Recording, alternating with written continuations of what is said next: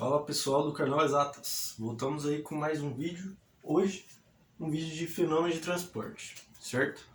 Tá aí no título da capa, é uma introdução, né? É o primeiro vídeo.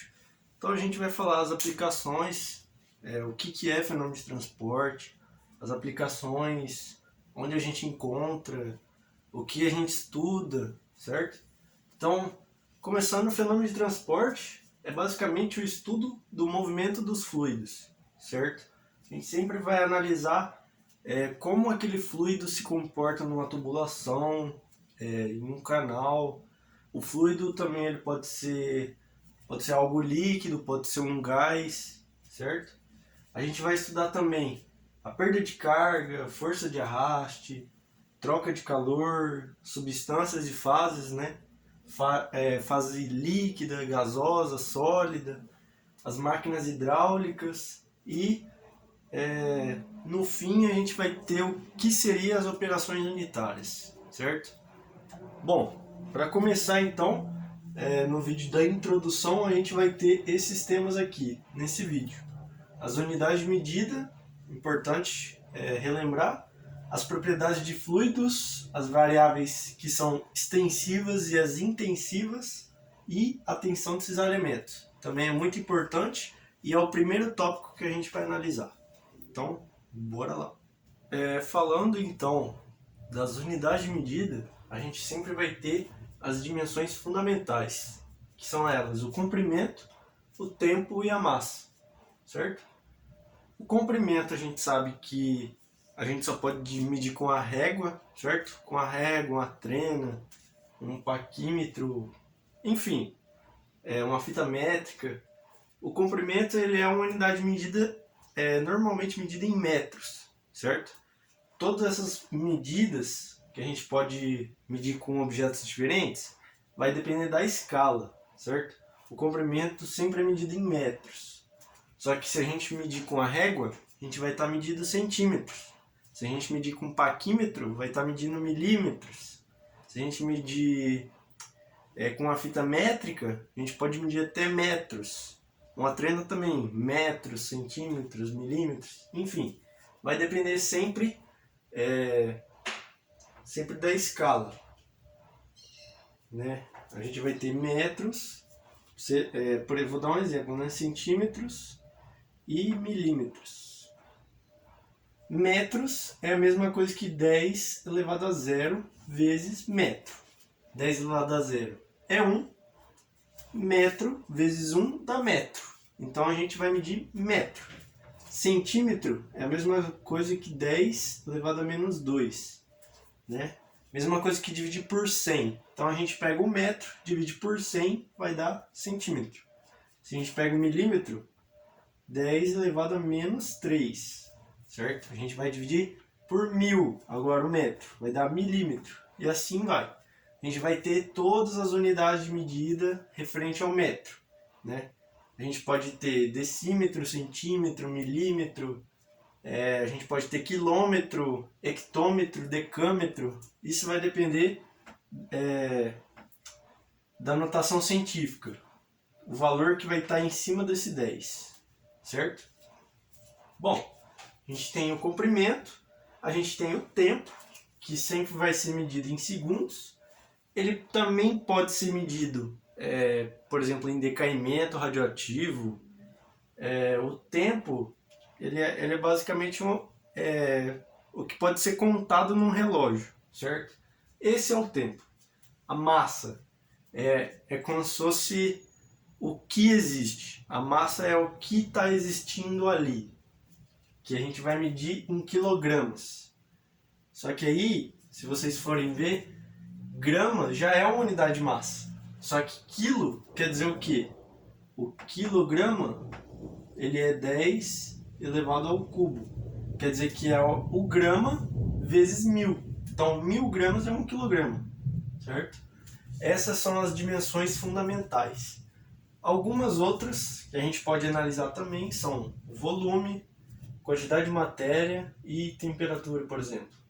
O volume a gente pode medir tanto em litro como decímetro cúbico, centímetro cúbico, metro cúbico, milímetro cúbico, certo? é como se fosse as três dimensões em um plano cartesiano. A gente tem x, y e z. O cubo ele vai representar as três dimensões, certo? Aqui, aqui e aqui. A gente vai fechar um cubo certinho aqui, tá vendo? Essa é a unidade de volume. Então a gente sempre vai adotar metro cúbico, até porque ele vem do comprimento, que é metro. A quantidade de matéria, a gente tem mols, né? Essa é a quantidade de matéria. Quantos mols eu tenho nesse recipiente? É uma quantidade de matéria. Tenho tantos mols de ácido clorídrico nesse Erlenmeyer aqui. Tenho tantos mols de água nesse becker aqui. É uma quantidade de matéria. A temperatura seria o grau de agitação das moléculas, né? Em um recipiente, em uma câmara de gás, né? Enfim. A temperatura ela pode ser medida em graus Celsius, graus Fahrenheit ou Kelvin. Lembrando que o Kelvin ele vai desde o infinito, né? Porque a temperatura ela eleva bastante, milhões de graus, muito alto, até chegar no menos 273,15 tananana, Kelvin. Esse aqui é o zero absoluto. Nada é menor do que isso. Esse é o zero absoluto porque é onde os átomos, as moléculas, elas têm uma interação tão forte que elas basicamente não se mexem. Só que é uma temperatura que não é possível chegar. O ser humano chegou já muito próximo, mas não exatamente no zero absoluto. Então, algumas dimensões são essas. Eu vou apresentar como se fosse agora uma combinação dessas dimensões fundamentais, né? E aí a gente vai chegar na velocidade, na energia, na força, e por aí vai, na corrente elétrica, campo elétrico, todas as outras variáveis, certo? Desde essas dimensões fundamentais até as mais complexas. Então, já volto aí para trazer elas. Continuando, pessoal, aqui estão algumas das unidades que eu falei. A velocidade, por exemplo, é uma relação entre o comprimento e o tempo, certo? É uma taxa em que varia o espaço em função do tempo. É como se fosse, né, a gente aprende no ensino médio que a velocidade é o ΔX ou ΔS sobre ΔT, né? Na faculdade a gente vai ver que é uma taxa de variação, ou seja, a gente pode derivar o espaço em relação ao tempo, né? Isso aqui é um exemplo. É um exemplo de combinação daquelas unidades fundamentais em que é criada uma nova unidade, que no caso é a velocidade. Outra unidade que é criada, por exemplo, é a força. Força a gente aprende que é massa vezes aceleração, né? E aqui tal, massa vezes aceleração, metro por segundo ao quadrado. Isso aqui tudo a gente chama de Newton.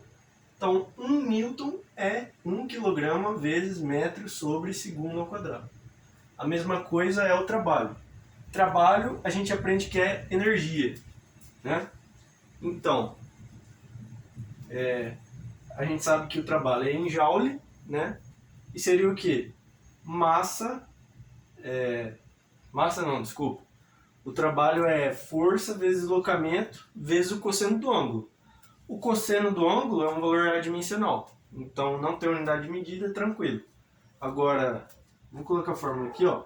Trabalho é força vezes deslocamento vezes o cosseno do ângulo, né? Essa aqui é a fórmula. A gente tem a força vezes o deslocamento. Então a gente tem a força, que é isso aqui, vezes metro. Então se você vê, a única diferença é que está um quadrado aqui. O cosseno, ele, né, o valor dele só vai de menos 1 até 1, então não tem unidade de medida, tranquilo. Outra questão é a densidade, ou massa específica, como você preferir chamar. a unidade dela é quilograma por metro cúbico, né? A gente relaciona a massa pelo volume. Então a densidade é o que? Massa sobre volume, né? A gente já aprendeu isso no ensino médio. E a gente consegue chegar nessa fórmula aqui usando essa fórmula aqui dos gases ideais, né? Que você deve ter aprendido em química, em físico-química, que pressão vezes volume é igual a número de mols vezes a constante geral dos gases vezes a temperatura, né? Esse número de mols, a gente sabe que é massa sobre massa molar, né? Beleza? Massa sobre massa molar. Então, a gente pode reescrever, né? P vezes V é igual a M sobre massa molar vezes R vezes T. Isso aqui é massa sobre volume, né? Então a gente passa esse volume para cá e essa massa molar para cá.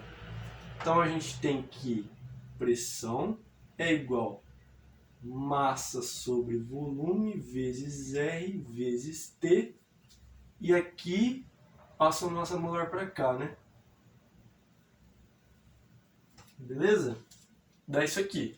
Passa tudo para lá, a gente tem que a densidade é a mesma coisa que a pressão vezes a massa molar da substância sobre constante geral dos gases vezes a temperatura. Lembrando que isso aqui tem um valor fixo, porque é uma constante. A pressão é a pressão que a substância vai estar, a temperatura que a substância está e a massa molar da substância. Ou seja, essa densidade como que eu posso falar? A gente vai no próximo take a gente vai ver o que seria, por exemplo, a temperatura. Por que R é uma constante, tem sempre o valor definido e a temperatura não? Por que N nunca é constante também? Volume também nunca é constante, mas a densidade é. É uma combinação deles. Por que a densidade sempre vai ser a mesma para uma certa substância? A gente vai ver no próximo take. Fica ligado aí. Para começar falando das propriedades intensivas e extensivas, a gente tem que saber que as intensivas elas independem do tamanho do sistema e as extensivas dependem do tamanho do sistema, né? As extensivas, para começar, a gente pode falar, né? Algumas delas são o volume, a massa e o número de mols. Lembrando que o volume, vou até pegar uma figura que eu tenho aqui, ó, para exemplificar. Isso aqui é feito de madeira, né?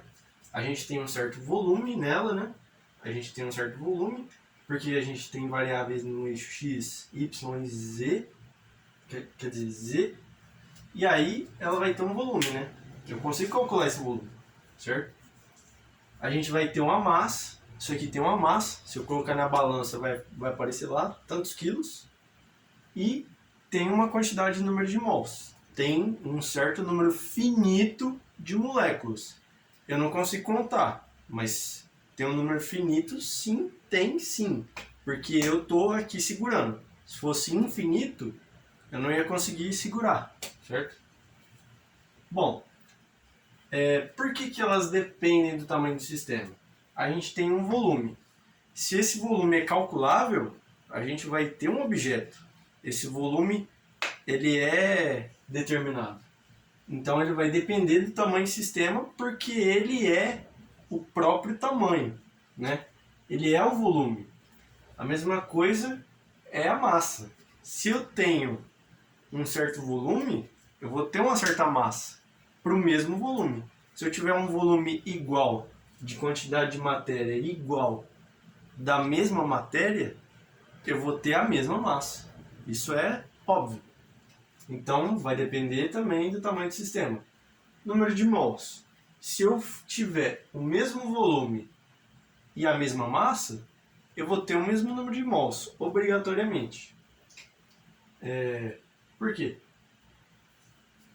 Como está aqui, depende do tamanho do sistema. Então, eu vou ter um número de mols aqui, eu vou ter um número de moléculas, de átomos, e não vai mudar, porque eu tenho esse volume que tem essa massa. Então eu sempre vou ter esse número de mols. Vai depender do sistema. E aí eu tenho as propriedades intensivas, que é o quê? A pressão, a temperatura e a densidade, que também pode ser chamada de massa específica. A gente até tinha falado que a massa específica era a massa sobre volume, né? Aí você pode até pensar, pô, massa e volume são extensivos e a densidade não é? Você tá tirando com a minha cara, né? Aí eu falo que não, pô, porque a densidade, se você pegar 1 litro de água e 200 ml de água, a água vai ter a mesma densidade, não importa o volume e nem a massa. Portanto, nem a quantidade de matéria, porque ela é extensiva.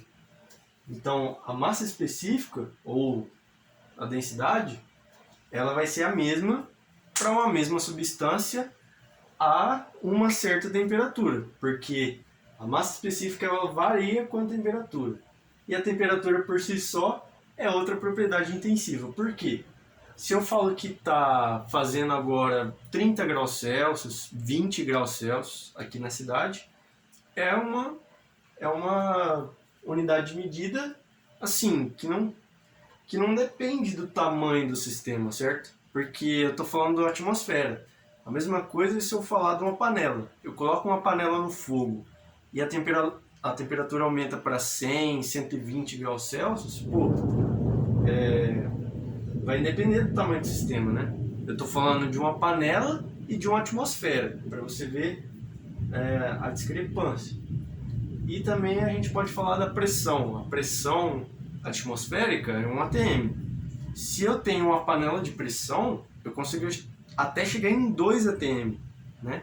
Isso vai depender o quê? Quer dizer, isso vai significar o quê? Que a panela, como ela é pequena e consegue chegar a 2 atm, e a atmosfera é 1 atm, pô, beleza, né? A gente pode até complementar isso com a bomba de vácuo, né? A bomba de vácuo ela consegue ter uma variação de pressão negativa, né? Então, portanto, a pressão final vai ser menor do que a inicial. Então, provavelmente vai ser menor que 1 atm, né? Então, isso vai né, exemplificar o porquê que a pressão independe do tamanho do sistema, né? E aí, agora, para finalizar, a gente vai falar das propriedades dos fluidos, né? Algumas delas já estão aqui, e da tensão de cisalhamento. O que seria a tensão de cisalhamento para fechar a primeira aula de fenômeno de transporte. Então, vamos lá. Então, pessoal, finalizando, falando sobre unidade de medida e outras coisas, agora vamos falar da propriedade dos fluidos. Aqui a gente tem basicamente o peso específico, a gente tem o volume específico, a gente tem a viscosidade, a capacidade térmica e aqui uma relação das viscosidades, né? Bom, para começar, o peso específico nada mais é do que o peso dividido pelo volume, né?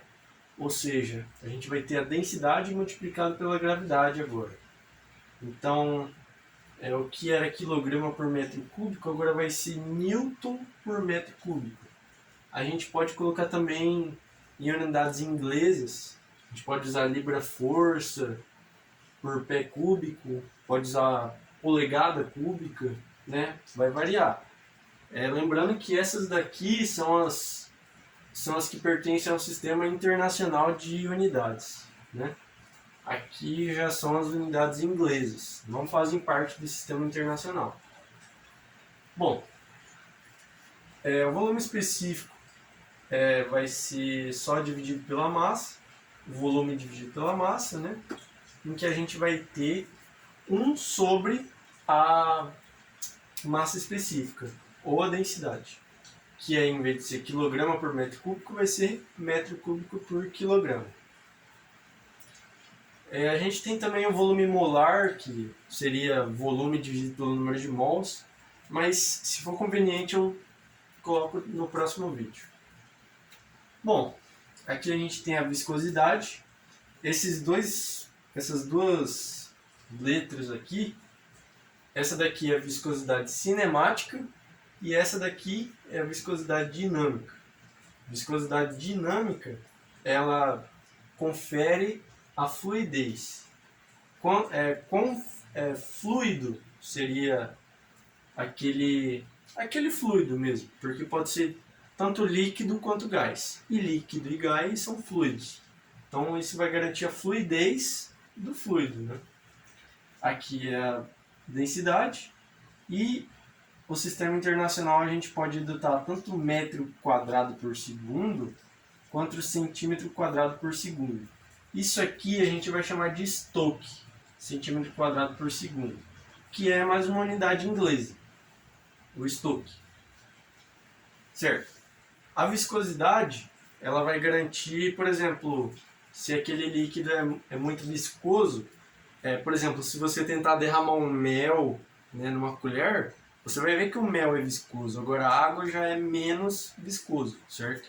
Se é menos viscoso, é mais fluido, né? E aí vai balancear entre um e outro. Aqui a gente vai ter em relação aos gases e aos líquidos.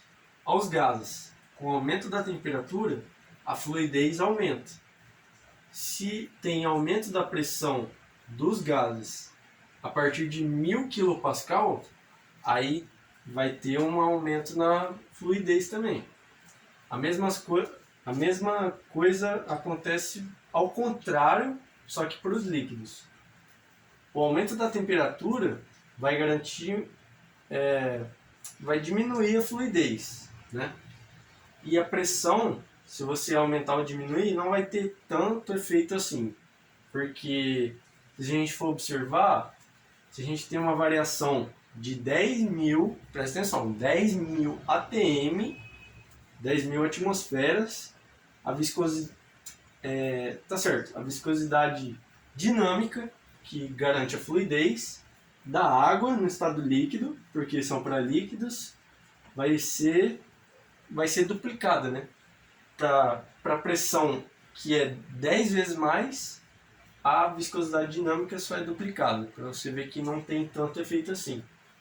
E basicamente é o início assim das propriedades dos fluidos, porque com a tensão de cisalhamento a gente vai observar mais essa viscosidade, a gente também vai ter um número de Reynolds, a gente vai ver depois, vai ter várias outras questões, né, que a gente vai analisar fluidos em tubulações e outras coisas. Mas vamos continuar aqui, agora só falta a tensão de cisalhamento, né? Então, vamos lá. Para fechar então, vamos falar da tensão de cisalhamento. Bom, para começar falando, o que é tensão? Tensão, na verdade, é uma relação entre força sobre área, né? Que, na verdade, é igual a pressão. Então, a pressão nada mais é do que tensão, e tensão é pressão, né? Ou seja, eu sempre vou analisar uma força em determinada área, ok? A gente vai ter um fluido aqui, esse fluido aqui ele pode ser tanto um gás como um líquido, só que eles têm que estar igualmente, as moléculas têm que estar igualmente distribuídas, certo? Porque senão os cálculos não fazem efeito. Bom, estando as moléculas igualmente distribuídas nesse fluido, eu vou pegar uma parcela dele. Essa parcela ela vai ser infinitesimalmente pequena, ou seja, essa área ela vai ser tão pequena que vai ser quase igual a zero, como se fosse 0,0000 lá para o infinito. Vai ser muito pequenininho esse quadrado aqui que eu peguei desse fluido, mas as moléculas estão igualmente distribuídas e eu consigo analisar do mesmo jeito. A gente vai ter nesse fluido dois tipos de força, as forças normais e as forças tangenciais. As forças normais, elas vão perpendicularmente aos lados do quadrado, como se fosse uma força normal, né? Você tem uma superfície, você tem um bloco, você tem uma força normal e uma força peso, né? Como você pode ver, a força normal sempre é perpendicular à superfície. A mesma coisa. Força normal perpendicular à superfície. Pode ser para cima, para baixo, enfim. Não depende do lado. Depende sim da direção. Agora, as forças tangenciais, elas vão de encontro aos lados do quadrado, tá vendo? Elas meio que tangenciam os lados desse quadrado que eu criei, né? Bom, aí a gente vai ter tanto as tensões normais, que vêm das forças normais, e as tensões tangenciais, que vêm das forças tangenciais, né? Força sobre área. Então a gente vai ter o que? Força sobre área. Então, tensão normal, tensão tangencial. Beleza, até aí. As tensões normais, eu posso chamar eles de σn. As tensões tangenciais, eu posso chamar de tau S. Tá. Σn vai ser o quê? A tensão normal. Tensão normal é definida como variação da força normal sobre a variação da área, né? A variação da tensão é basicamente isso aqui. Só que como eu apliquei um certo conhecimento aqui, que eu estou diminuindo ao extremo, sendo que essa área tende a zero, eu vou aplicar o que? O limite. O limite quando a variação da área tende a zero, que é quando esse cara aqui é muito pequenininho. Então, isso aqui tudo vai ser o que? A derivada da força normal sobre a derivada da área. Mesma coisa para tensão tangencial, que eu escrevi como tensão superficial, que é o que? O limite quando a área tende a zero, que a força superficial dividido pela área é igual à derivada da força superficial sobre a derivada da área, né? Então a gente tem o que? A tensão normal, que é igual a isso, e a tensão superficial, que é igual a isso, que é representado por essas forças aqui, normal, e essas forças aqui, tangencial, certo? Então, fluido, por si só, ele é composto das forças normais e superficiais, onde quando eu derivo, quando eu pego um pedacinho, eu pego a derivada em relação à área, né? E aí, o próximo e última parte, eu vou falar da lei da viscosidade de Newton, onde ele trabalha com esses dois caras aqui, né? E trabalha também com o coeficiente de velocidade. Ele faz como se fosse um experimento com um pedacinho de fluido. É um experimento, porque é tudo teórico, né? Não foi nada experimental realmente, porque um pedacinho de fluido como esse não é possível observar. Então, já volto aí. Para fechar o vídeo falando de fenômenos de transporte, nós temos aqui a lei de viscosidade de Newton, né? Está escrito ali também coeficiente de viscosidade. Bom, basicamente é um experimento que ele fez. Ele tem duas placas e entre essas placas um fluido em repouso. A distância dessas placas ele colocou como se fosse ΔY, a variação da altura, a gente pode falar assim. E a placa superior, ela vai ter um movimento, ela vai ter uma velocidade constante que vai começar em t igual a zero, o instante inicial. Para t menor que zero, as duas placas estão com a mesma distância e tal, e para t igual a zero vai começar o movimento, né? Como vocês podem ver aí. Na próxima figura, tem um textinho aí que ele fala: para um t pequeno, o escoamento encontra-se em estado não estacionário. Um estado não estacionário quer dizer o quê? Estado estacionário é quando as partículas elas se movem com a mesma velocidade. Como é não estacionário, essas partículas elas vão se mover com velocidades diferentes. Como você pode observar ali na figura, a região entre as placas tá com o desenho de uma curva, certo? Onde essa curva ela é referente a uma função matemática, certo? A gente sabe que a placa superior ela tem uma velocidade que a gente chamou de U. Então, o fluido entre as duas placas ela vai se mover com velocidade U, só que ela vai ser uma função que depende de y, porque a gente tem a distância entre as placas, e uma função também em relação a t, que é o tempo, porque no tempo igual a zero as placas estão com a mesma distância, ninguém se move, é um movimento estacionário, né? Porque elas estão com a velocidade igual, né? Já que não tem tempo, não tem movimento. Só que a função designada, né, u de x, é uma função de y e t. A gente tem a curva ali que representa essa função. A direção x é para onde está a velocidade, né? Ali é uma figura, essa figura que está aí é o perfil de velocidade do fluido depois de um pequeno intervalo de tempo, ok? Na próxima figura, acontece o quê? Depois de um tempo suficientemente grande, o escoamento atinge o estado estacionário, onde a velocidade é igual, permanece constante.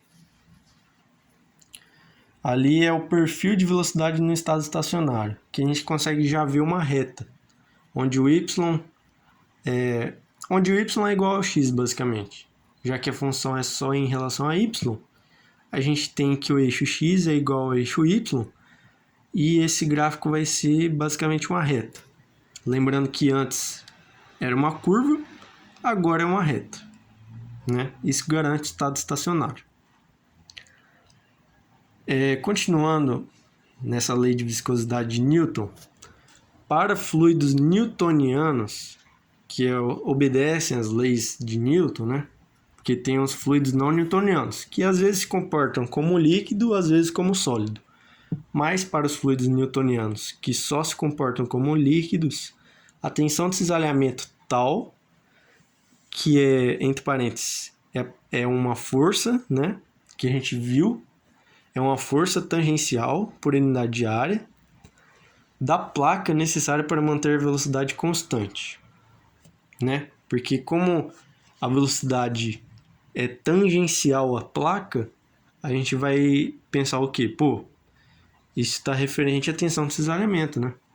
Então, essa tensão de cisalhamento ela é proporcional a ΔU, a variação de velocidade, e é inversamente proporcional a ΔY. Então, a gente vai ter algo basicamente parecido com isso. Aquele símbolo que parece um alfa é um símbolo de proporcionalidade, onde a gente consegue substituir por uma constante. Então, o T, que é a tensão de cisalhamento, né, tal, é igual a μ, que é a viscosidade, vezes esse ΔU sobre ΔY, em que μ é uma viscosidade média em ΔY. E para fechar, a gente vai ter ali a lei de Newton da viscosidade, que a gente acabou de descobrir, só que substituindo a variação pela derivada, né? Porque a gente está analisando um pedaço de fluido, é só derivar o que está variando. Então, como U geralmente não varia linearmente com Y, quer dizer o quê?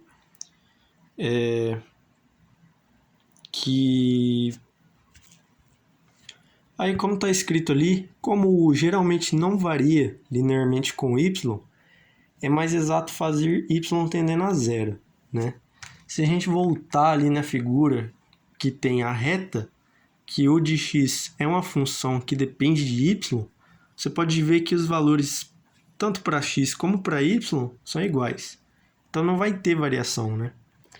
Então, é conveniente matematicamente fazer o quê? Tender ΔY a zero, né?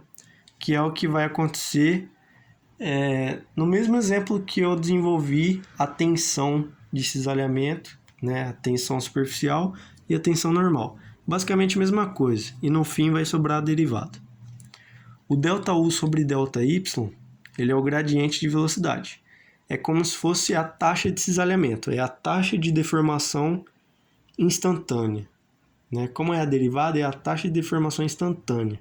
Se eu quero saber a taxa de cisalhamento naquele instante, é só resolver essa conta, né?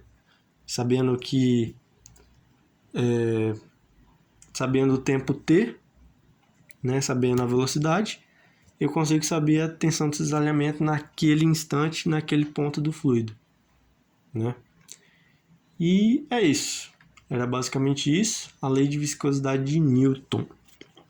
Bom, galera, ficou meio comprido esse vídeo aí, mas espero que vocês tenham gostado. É um vídeo mais destinado à engenharia, né? Uma matéria da engenharia de fenômenos de transporte. É o que vai estudar o movimento dos fluidos, como eu falei. Se vocês quiserem outras aulas, eu posso trazer, mas aí vai ser um pouquinho mais complicado, porque vai usar cálculo diferencial. Algumas aulas usam cálculo diferencial, outras não usam. Umas são mais tranquilas, mais teóricas, mas algumas não são. Então, se vocês gostaram, deixa nos comentários e muito obrigado. Vou finalizar o vídeo dessa forma aqui, beleza? Então, até a próxima e falou!